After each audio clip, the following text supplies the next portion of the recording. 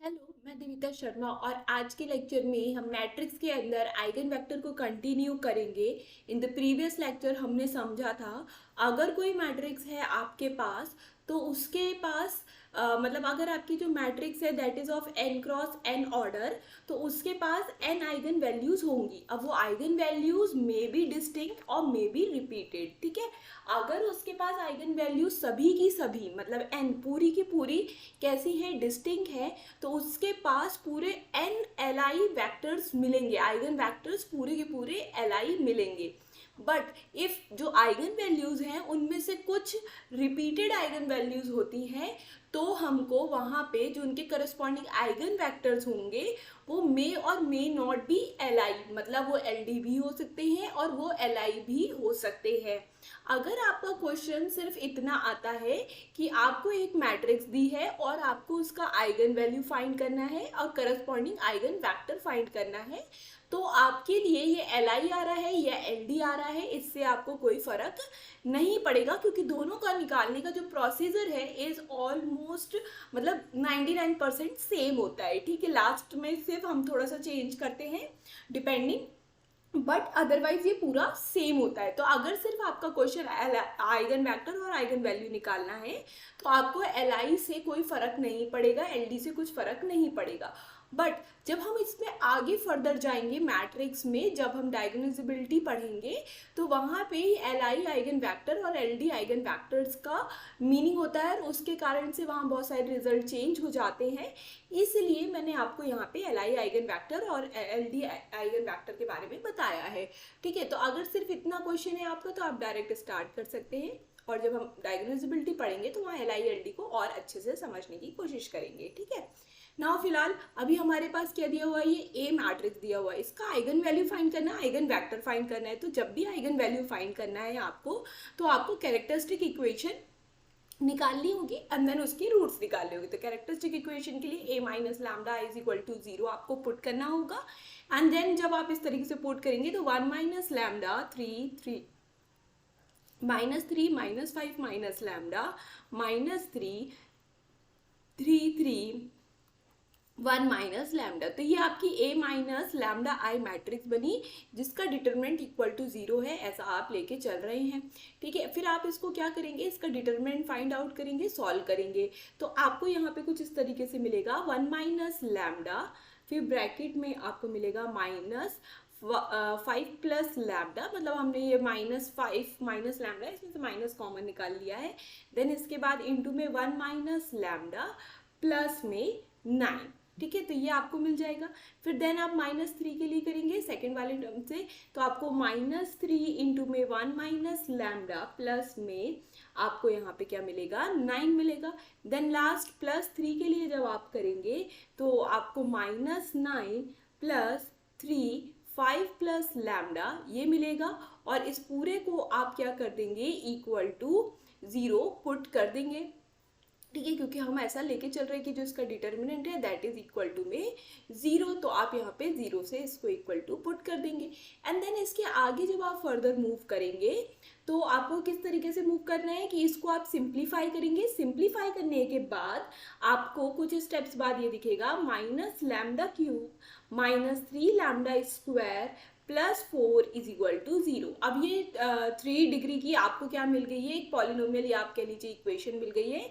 इस इक्वेशंस के आपको क्या करने हैं, रूट फाइंड करने हैं। तो जब आप रूट फाइंड करेंगे तो लैम्डा -1 एंड यहाँ पे लैम्डा +2 का whole square is equal to 0, इस टाइप से आपको दो फैक्टर्स देखने को मिलेंगे, जिसके कारण से आपको lambda is equal to 1, lambda is equal to -2 and -2 ये दो बार रिपीट होते हुए आपको मिल जाएगा। तो टोटल जो आइगन वैल्यूज आपको यहाँ पे मिली, कितनी मिलनी चाहिए थी, मैट्रिक्स की ऑर्डर क्या थी, 3 क्रॉस 3 थी, तो आपको 3 आइगन वैल्यूज मिलनी चाहिए थी। तो यहाँ पे आपको 3 आइगन वैल्यूज मिल गई हैं, जिसमें से जो 1 है इज डिस्टिंक्ट फ्रॉम अनदर 2, तो 1 हमारा डिस्टिंक्ट आइगन वैल्यू हो गया। अब जो -2 है वो 2 बार रिपीट हो रही है, तो -2 हमारी रिपीटेड आइगन वैल्यू हो गई। अब इंडिविजुअली हर आइगन वैल्यूज के करस्पॉन्डिंग आइगन वेक्टर होता है, तो लैम्डा इज इक्वल टू 1 के करस्पॉन्डिंग हम आइगन वेक्टर फाइंड कर लेते हैं। आइगन वेक्टर फाइंड करने के लिए आपको a माइनस लैम्डा, लैम्डा की जगह हम क्या ले रहे हैं, 1 ले रहे हैं, तो 1 इंटू आई इस मैट्रिक्स को into unknown is equal to में नल मैट्रिक्स 0, आपको ये रखना होगा। ठीक है, अब याद रखिएगा यहाँ पे आप मैट्रिक्स का यूज कर रहे हैं, देयरफॉर आप यहाँ पे ब्रैकेट्स का यूज करेंगे। और इससे प्रीवियस कैरेक्टरिस्टिक इक्वेशन में आप किसका क्या कर रहे थे, वहाँ पे डिटरमिनेंट निकाल रहे थे, तो आप मॉड के साइन का यूज कर रहे थे। ठीक है, ये हो गया। अब जो आपके पास ए मैट्रिक्स है उसमें -1 इंटू में आई अगर आप करते हैं तो you will get the matrix 0 3 3 -3, है ना। आप यहाँ पे -1 कर रहे हैं तो यू विल गेट -6, देन इसके बाद -3, फिर 3 3 और फिर यहाँ -1 कर रहे हैं तो ये अगेन 0 मिल गया। तो ये आपको A-1 इंटू आई मैट्रिक्स मिली। x आपका अननोन है तो यहाँ x y z कर देते हैं इसको कॉलम मैट्रिक्स, और ये नल मैट्रिक्स है कॉलम की, तो आप ये नल मैट्रिक्स कॉलम वाली आपने बना ली। ठीक है, अब इसके लिए आपको क्या करना है, जैसे कि आप system of a linear equation में सॉल्यूशन या अननोन की वैल्यूज फाइंड करते थे, सेम तरीके से यहाँ पे भी अननोन की वैल्यूज आपको फाइंड आउट करनी है। ठीक है, तो अब इसके लिए हम क्या कर लेते हैं, यहाँ पे रो ट्रांसफॉर्मेशंस अप्लाई कर लेते हैं। ठीक है, तो जब हम रो ट्रांसफॉर्मेशन अप्लाई कर रहे हैं तो हमने क्या किया, यहाँ पे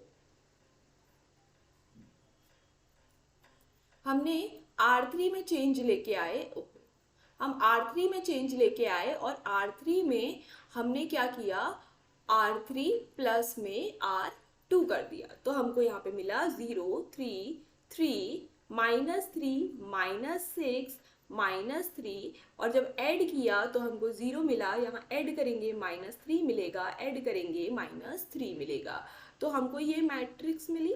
इनटू में एक्स वाई जेड हमारा चल ही रहा है, एक्स वाई जेड, और इक्वल टू में हमारा नल मैट्रिक्स चल रहा है, तो ये हमारा नल मैट्रिक्स आ गया। ठीक है, अब यहाँ पे देखिए आप, ये जो फर्स्ट रो है और ये जो लास्ट रो है ये पूरी सेम है विद द माइनस साइन, मतलब माइनस साइन का ही अंतर आ रहा है इसमें। तो हम यहाँ पे R3 में दोबारा चेंज लेके आएंगे और R3 प्लस R1 कर देंगे, तो हमको मिलेगा 0 3 3 -3 -6 -3। ठीक है, फिर इसके बाद फिर यहाँ पे 0 0 0 ये आपको मैट्रिक्स मिल जाएगी। ठीक है, अब इसको हम स्टेयरकेस फॉर्म में अरेंज कर लेते हैं ताकि हमको क्लैरिटी आ जाए कि हम सही जा रहे हैं, कहीं पे भी हम फंस नहीं रहे हैं। तो हम क्या कर लेते हैं, ये जो नीचे वाला R2 है उसको शफल कर देते हैं विद R1, तो जिस कारण से -3 -6 -3 0 3 3 0 0 0, तो ये एशलॉन फॉर्म में कन्वर्ट हो गया। तो यह हमारा एशलॉन फॉर्म हो गया, और यहाँ पे एक्स वाई जेड अननोन था तो हमारा अननोन आ गया, और यहाँ पे नल मैट्रिक्स थी तो नल मैट्रिक्स। तो फाइनली एशलॉन फॉर्म में हमारा क्या हो गया है, कन्वर्ट हो गया है, एशलॉन फॉर्म में हमारा पहुंच गया है। यहाँ पे देखिए आप, कुछ स्टेयरकेस जैसा बन गया है यहाँ पे इस तरीके से, तो ये एशलॉन फॉर्म बन गया। अब एशलॉन फॉर्म बनने के बाद आपको सिंपली क्या करना है, मल्टीप्लाई कर देना है। तो आपको यहाँ पे मिलेगा -3x -6y -3z is equal to 0, and अगर इसी को आप और सॉल्व करते हैं तो आपको यहाँ पे मिलेगा x plus Y plus 2y plus 2y plus z is equal to 0। तो हमने क्या किया, यहाँ पे -3 को कॉमन निकाल लिया, जिस कारण से हमको ये मिला, -3 को इधर शिफ्ट कर दिया तो हमको इक्वल टू में 0 मिल गया। Now the next equation is 3y plus में 3z इक्वल टू में 0। इसको अगर हम फर्दर सॉल्व करते हैं तो हमको y इज इक्वल टू में -z मिल जाएगा। अब यहाँ पे आपको क्या मिल गया, y इज इक्वल टू में -z। इस y is equal to -z को, अभी ये जो इक्वेशन आपने सॉल्व की थी, let's say this is equation number 1, तो आप इक्वेशन नंबर 1 में पुट कर देंगे, जिस कारण से x इज इक्वल टू में -2z plus z is equal to 0 मिलेगा। y की वैल्यू -z पुट कर दिया आपने, इस कारण से आपको यहाँ x माइनस में z इज इक्वल टू में 0 मिलेगा। This implies x is equal to में z। तो यहाँ पे आपको क्या मिल गया, x इज इक्वल टू में z मिल गया। अब नाउ ये दोनों जो इक्वेशन मिली है इनको कंबाइन करेंगे तो हमको मिलेगा x इज इक्वल टू में -y इज इक्वल टू में z। तो ये आपको पूरा एक इक्वेशन मिल गई। अब यहाँ पे ये तीन वैल्यूज, तीनों का रिलेशन तो मिल गया, बट हमको यहाँ पे कोई ये फिक्स्ड वैल्यू से इक्वल होते हुए तो नहीं मिल रहा है कि इसकी वैल्यू 1 है या 0 है या क्या है, ऐसा तो हमको कहीं नहीं मिल रहा है। तो अगर x 1 होगा तो y -1 होगा, z 1 हो जाएगा। अगर x 2 होगा तो y -2 हो जाएगा, और मतलब सॉरी हाँ मतलब अपोजिट हो जाएगा, है ना। तो इस तरीके से हमको ये रिलेशन मिल गया। तो लेट से दिस इज इक्वल टू में सम कांस्टेंट वैल्यू के। तो आपको यहाँ जो आइगन वेक्टर मिलने वाला है, eigen vector corresponding to lambda is equal to 1 is, आपको मिलेगा यहाँ पे के, ठीक है, y minus k and z is equal to में फिर के। तो ये आपको यहाँ पे आइगन वेक्टर देखने को मिला corresponding to the eigen value lambda. तो यहाँ पे ये आपका हो गया। अब नाउ अगर हम क्या कर रहे हैं यहाँ पे लैम्डा इज इक्वल टू में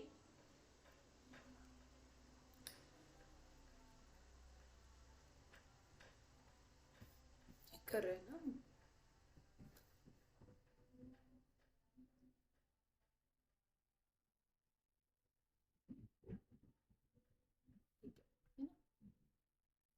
okay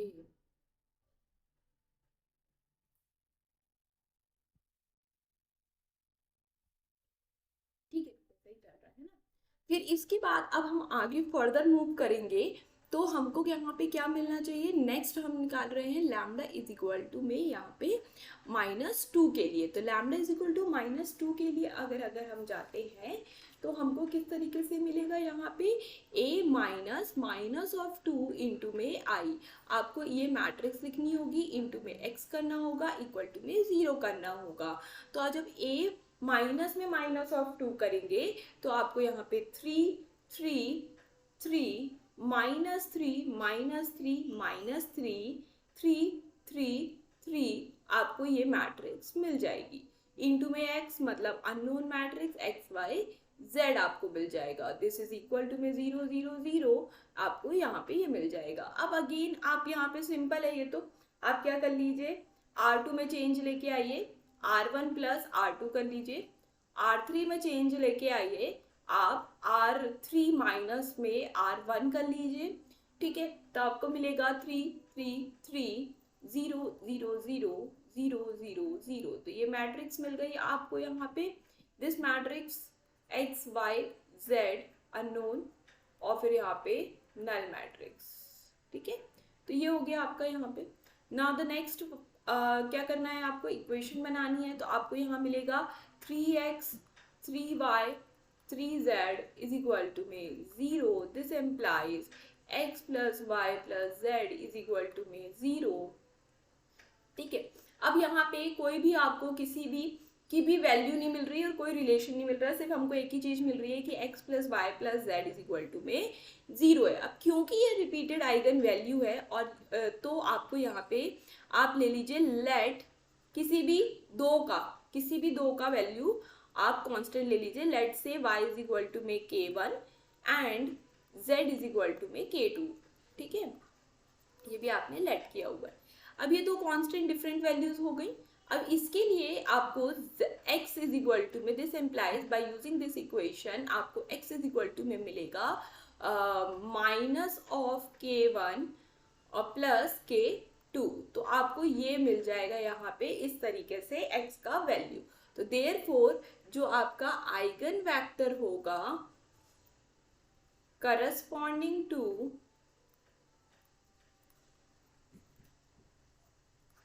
lambda is equal to -2 is minus k1 plus k2, k1 और k2।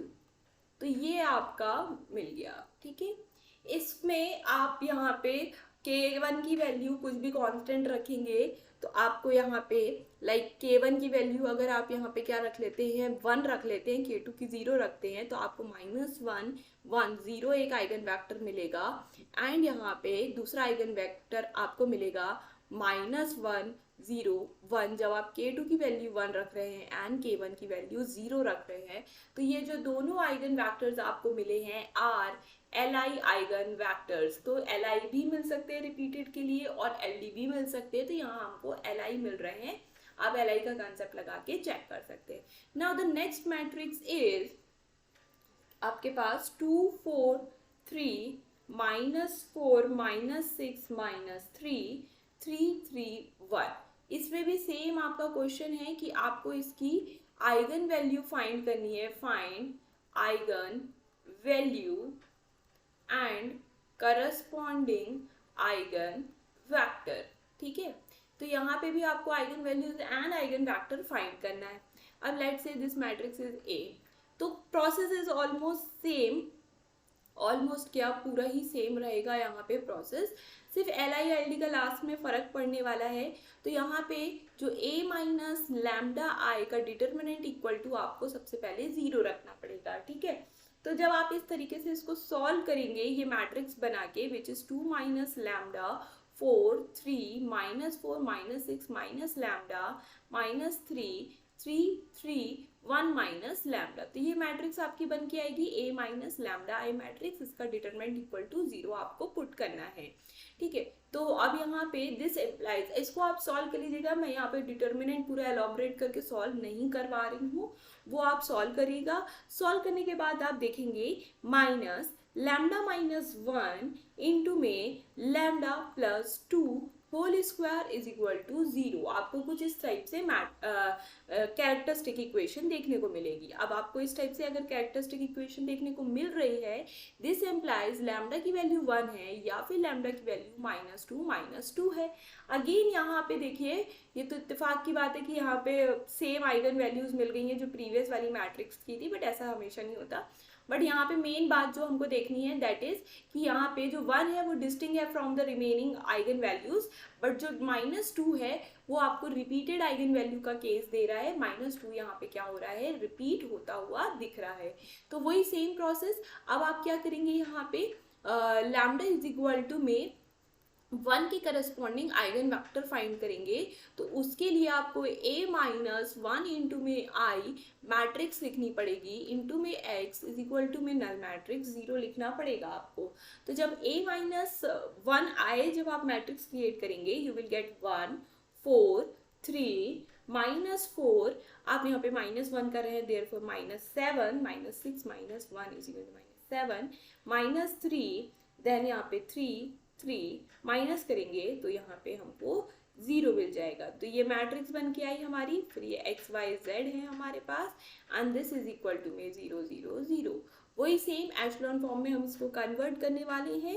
तो एशेलॉन फॉर्म में कन्वर्ट करने के लिए हम R2 में चेंज लेके आते हैं, 4 इंटू R1 प्लस R2 कर देते हैं हम।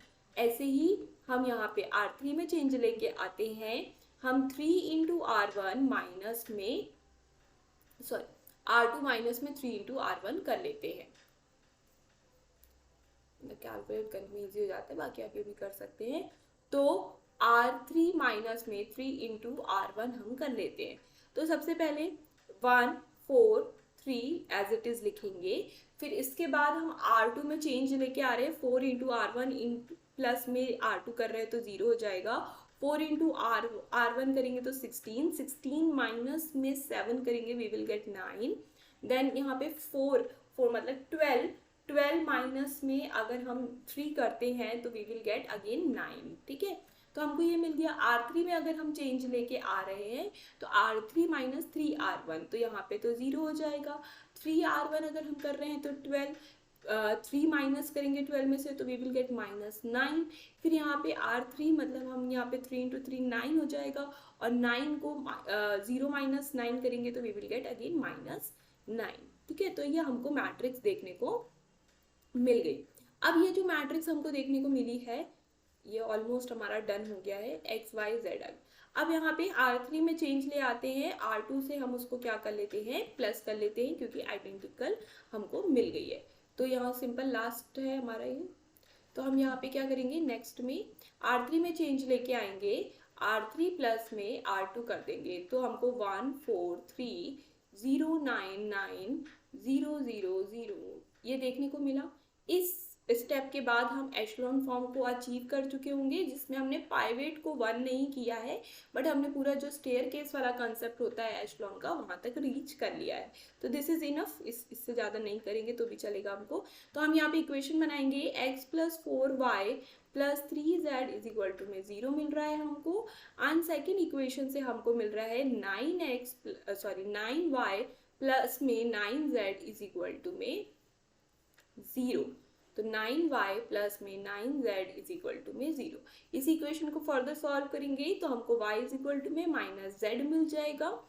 इस जो ये y is equal to -z हमको मिला है, इसको first equation, this is equation number 1, इसमें पुट करेंगे तो हमको मिलेगा x इज इक्वल टू में -4z प्लस में 3z इज इक्वल टू में 0। y की जगह -z पुट कर दिया हमने, और यहाँ पे क्या आएगा x माइनस में z is equal to 0। This implies x is equal to में z। तो हमको फिर से ये ही मिला, ठीक है। अब हम यहाँ पे क्या करेंगे, यहाँ पे एक रिलेशन हमको मिल गया कि x इज इक्वल टू में -y इज इक्वल टू में z। अगेन यहाँ पे आपके पास कोई कांस्टेंट वैल्यू नहीं मिल रही है, फिक्स्ड वैल्यू, तो let's say this is equal to में k।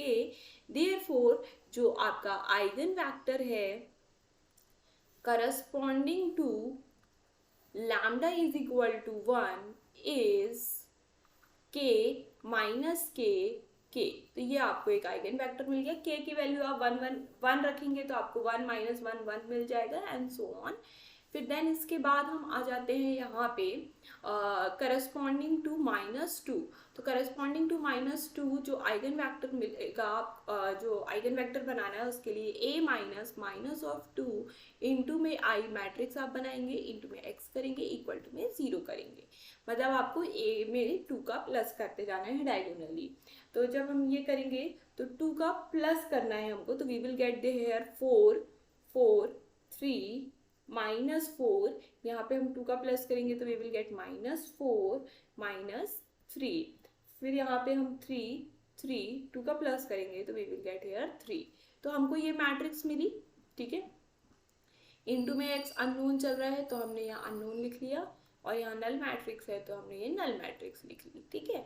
अब आपको दिख रहा है ये जो फर्स्ट रो है एंड सेकंड रो है आइडेंटिकल है, तो हम क्या कर लेते हैं, R2 में चेंज लेके आते हैं, R2 को प्लस कर लेते हैं R1 के साथ, और यहीं पे हम शफल कर लेते हैं R3 को शफल कर लेते हैं हम R1 के साथ। तो सबसे पहले ये वाला ऑपरेशन ऑपरेट करेंगे और हम शफलिंग कर लेंगे तो 3 3 3 ऊपर पहुंच जाएगा हमारा, ठीक है। फिर जो R2 था उसको R1 के साथ ऑपरेट करेंगे तो हमको यहाँ पे 0 0 0 मिलेगा एंड देन 4 4 3 मिल जाएगा। गलती शफलिंग कर ली, ठीक है। x y z आ गया। अब यहाँ पे हमको क्या करना है, फाइनली हमको यहाँ पे सिंपली हम 4 इंटू में, ठीक है, तो हम R1 को डिवाइड कर देंगे 3 से, ठीक है, एंड हम यहाँ पे R2 को शफल कर देते हैं R3 से, ठीक है। इससे क्या होगा, यहाँ पे कैलकुलेट करने में इजी हो जाएगा, और स्टेयर केस के लिए शफलिंग तो करनी ही थी तो वो भी हमने इस स्टेप में कवर कर ली होगी। तो यहाँ पे ये हमको इस तरीके से मिल गया, ठीक है। अब इसके बाद हम लास्ट स्टेप करेंगे विच इज कि जो R2 है उसमें हम चेंज लेके आएंगे, 4 इंटू में R1 माइनस में R2 कर देते हैं। तो 4 इंटू में R1 और माइनस में R2 करेंगे तो 0 0 मिलेगा। 4 इंटू R1 माइनस में करेंगे तो यहाँ पे 1, और रिमेनिंग हमारा ये 0 0 है ही, तो हमको ये 0 0 मिल जाएगा। यहाँ पे x y z unknown matrix, ठीक है, और फिर यहाँ पे नल मैट्रिक्स, ये हमको मिल गया। देन अब यहाँ पे हमको इक्वेशन फॉर्म करनी है, इक्वेशन फॉर्म कर लेंगे तो we will get here x plus Y plus z is equal to में 0 एंड यहाँ पे z इज इक्वल टू 0। तो z की तो हमको फिक्स वैल्यू मिल गई कि 0 है। इसको इक्वेशन नंबर 1 में पुट करते हैं तो हमको क्या मिलेगा, x plus y is equal to में 0, तो जिसका मतलब है कि x इज इक्वल टू में माइनस वाई, बट इसकी भी कोई हमको वैल्यू नहीं मिल रही है, कांस्टेंट वैल्यू, फिक्स वैल्यू नहीं मिल रही है, तो let's say this is k1। तो हमारा जो आइगन वेक्टर होगा, eigen vector corresponding to eigenvalue lambda is equal to minus 2 is k1 minus k1 0। ठीक है, तो अब यहाँ पे जो आपको आइगन वेक्टर मिल रहा है, लेट्स से कि k1 की वैल्यू 1 1 1 है, k1 की वैल्यू 1 है, तो आपको ये मिलेगा। अब जो दूसरा आइगन वेक्टर आप इससे जनरेट करने की कोशिश करेंगे तो यू विल गेट 2 माइनस 2 2। तो ये जो दोनों आइगन वेक्टर हैं यहाँ पे, ये आपको कैसे मिल रहे हैं, LD आइगन वेक्टर्स मिल रहे हैं। तो एक ही LI आइगन वेक्टर मिलेगा, दैट इज दिस वन, और इसी के मल्टीपल में ही बाकी सारे आपको आइगन वेक्टर्स मिलेंगे। तो रिमेनिंग आइगन वेक्टर जो भी इसके मिलने वाले हैं by changing the value of k1, वो आपको सब LD मिलने वाले हैं। तो ये एक एग्जांपल था जहाँ पे रिपीटेड में LD आइगन वेक्टर मिल रहे हैं, सिर्फ और सिर्फ एक ही यहाँ पे हमको आइगन वेक्टर मिल रहा है विच इज LI। ठीक है, ये ही बस एक LI है, और बाकी यहाँ पे 3 आइगन वैल्यूज थे, तो तीन हमको डिस्टिंक्ट LI आइगन वेक्टर्स नहीं मिल रहे हैं, हमको सिर्फ 2 ही LI आइगन वेक्टर मिल रहे हैं। सेकंड वन इज दिस जो ब्लू कलर से हाईलाइट किया है, और एक जो हमने क्या किया हुआ था यहाँ पे लैम्डा इज इक्वल टू 1 के लिए आइगन वेक्टर निकाला था, दिस इज 1। तो 2 ही LI आइगन वेक्टर मिल रहे हैं, बट हमारे पास आइगन वैल्यू कितनी है, 3 है। और प्रीवियस वाले केस में, जो प्रीवियस एग्जांपल था, उसमें हमको यहाँ पे भी 2 आइगन वैल्यूज LI मिल रहे, आइगन वेक्टर्स LI मिल रहे थे, दिस इज 2, दिस इज 3, और एक लैम्डा इज इक्वल टू 1 के लिए हमको जो आइगन वेक्टर मिल रहा था वो था। तो यहाँ पे हमने देखा ये वाले में, तो दिस इज 1। तो हाँ, कुल मिला के हमारा कंक्लूजन ये निकला कि अगर आपके पास रिपीटेड आइगन वैल्यू है, मान लीजिए 2 रिपीटेड आइगन वैल्यू हैं, तो आपको यहाँ पे एक LI भी मिल सकता है और 2 LI आइगन वेक्टर्स भी मिल सकते हैं। बट जब डिस्टिंक्ट होता है तो जितने डिस्टिंक्ट है उतने LI आइगन वेक्टर मिलना कंपलसरी है, और ये कंसेप्ट आपको in the upcoming lectures which is of diagonalizability वहाँ पे हेल्पफुल होगा। बट हम नेक्स्ट लेक्चर से यहाँ पे डिफरेंशियल इक्वेशन स्टार्ट करेंगे, and the remaining part which is diagonalizability and all, वो हम in the upcoming lecture after completion of the differential equation वो कवर करेंगे। तो थैंक यू फॉर वॉचिंग। अगर आपको ये आइगन वेक्टर्स निकालते समझ में आया है और किस टाइप से केस अराइज हो सकते हैं, अगर आपको इस चीज़ की क्लैरिटी हुई है, तो आप प्लीज़ चैनल को लाइक कीजिए, सब्सक्राइब कीजिए, और नहीं समझ में आया तो कमेंट में जरूर बताइए ताकि मैं उसको क्लैरिफाई कर पाऊँ आपके लिए, ताकि आपका भी कंसेप्ट क्लियर हो जाए। तो थैंक यू फॉर वॉचिंग। बने रहिए चैनल के साथ, सब्सक्राइब कीजिए, चैनल को लाइक कीजिए, वीडियो को शेयर कीजिए अपने फ्रेंड्स